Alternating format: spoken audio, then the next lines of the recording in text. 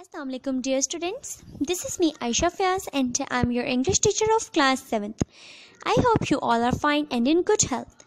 Dear students, open your Oxford Progressive English book at page number 217.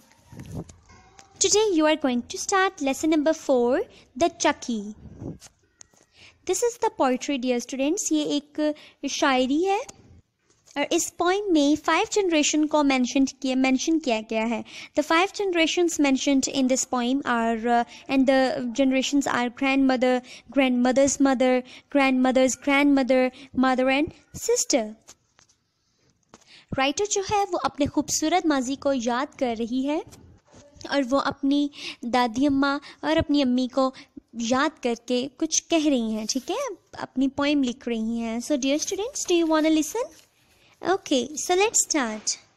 मेरी दादी अम्मा बैठी हैं चक्की पर, वो उंडेलती हैं मुट्ठी भर मकई छेद में. फिर वो घुमाती हैं बलाई सिल को घड़ियाल की तरह, जिसे जैसे इनकी वालदा किया करती थीं. बाज़ औक़ात वो दानेदार बनावट को महसूस करती हैं. अपनी दादी की हथेली पर बाज़ औक़ात लचकदार और बेढंगी ताकत. जवान मुश्ताक हाथों की एक दफ़ा रोशनी निकली सिल के बीच में से. चक्की की और गारे से लेपा हुआ कमरा.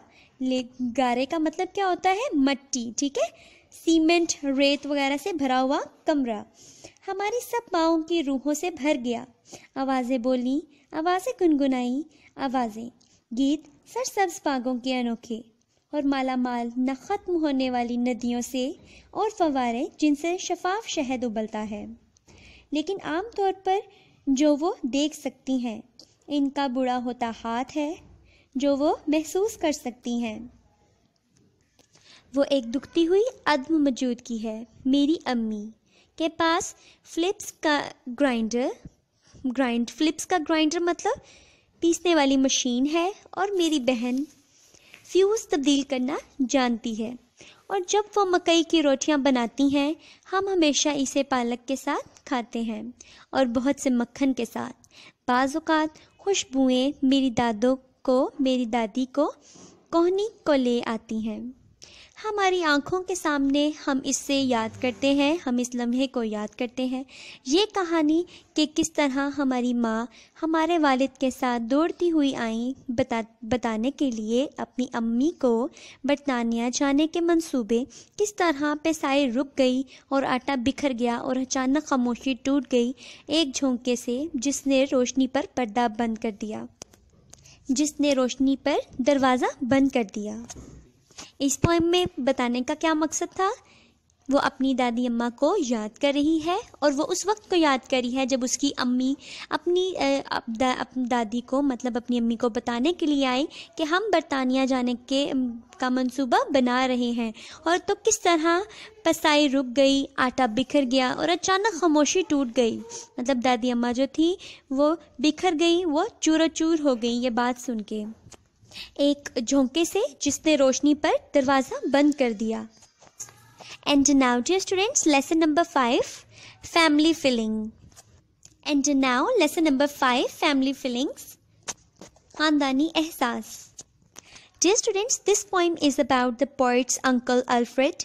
Alfred Uncle was a difficult and complex man who was thought to have been killed in the First World War.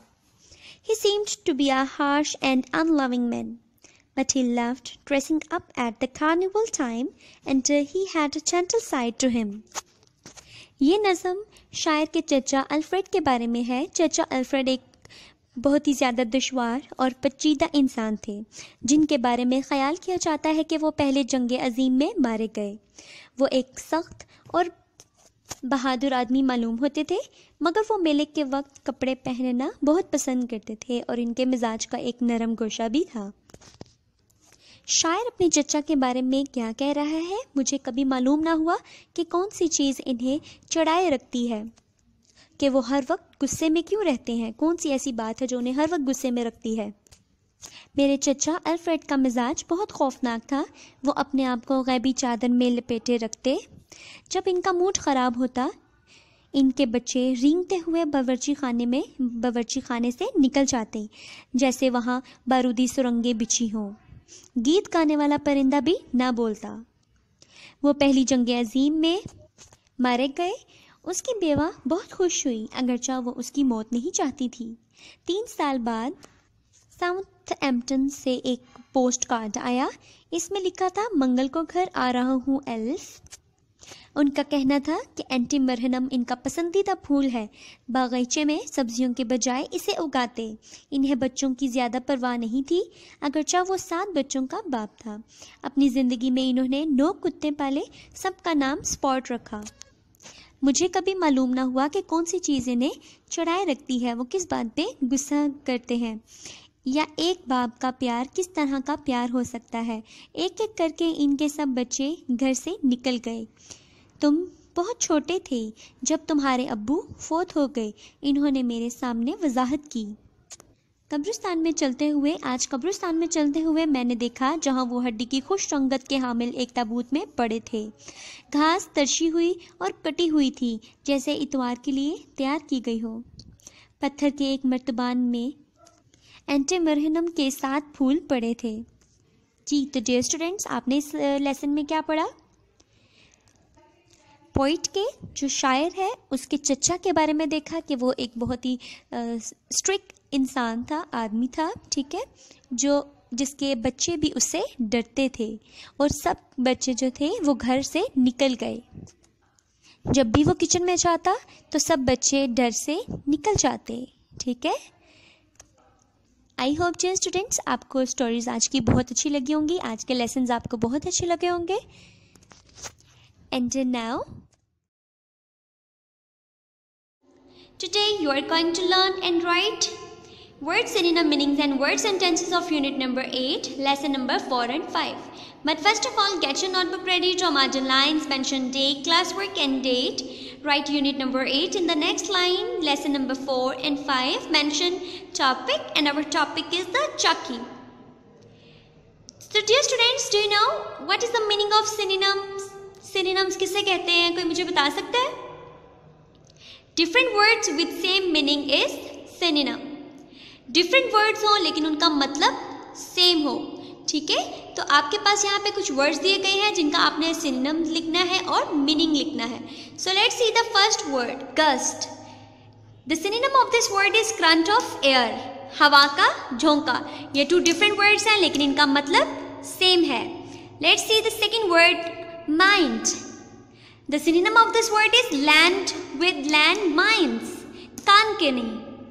कानकनी का मतलब क्या होता है? जमीन को खोद के कोई चीज निकालना, ठीक है। Let's see the third word, nosy. Nosy का मतलब क्या है? The synonym of this word is too curious. मतलब शौकीन। ये 2 different words हैं लेकिन इनका मतलब क्या है? Same है। Let's see the fourth word, bug. The synonym of this word is annoy. Annoy और ये bug, ये 2 different words हैं लेकिन इनका मतलब same है। क्या मतलब है इनका? नाराज होना। Let's read last word, bail out. Bail out का मतलब क्या है? Escape. Escape का मतलब क्या है? जमानत या फरार, ठीक है। अक्सर आपने ये देखा होगा कि वो जेल में था तो वो बेल आउट हो गया है या वो एस्केप हो गया है, ठीक है। तो आपने ये वर्ड सुने होंगे, तो इनका मतलब क्या है? जमानत या फरार। And now dear students, word sentences. Here are some words. Use these words to make a sentence. So let's see the first words. Spinach. Spinach का मतलब क्या है? Spinach किसे कहते हैं? पालक को, ठीक है। आपने सेंटेंस बनाना है, I cooked spinach with meal. मैंने खाने के साथ पालक बनाई। Let's read another word, carnival. Dear students, carnival words word ये जो है आपने बहुत दफ़ा सुना होगा। हमारे स्कूल में कार्निवल है, या मैं कार्निवल पे जा रही हूँ, या मैं जा रहा हूँ। तो इसका मतलब क्या होता है कार्निवल का? कार्निवल का मतलब होता है इवेंट, ठीक है, कोई फंक्शन या कोई event. We have gone to the carnival. Carnival पे जा चुके हैं।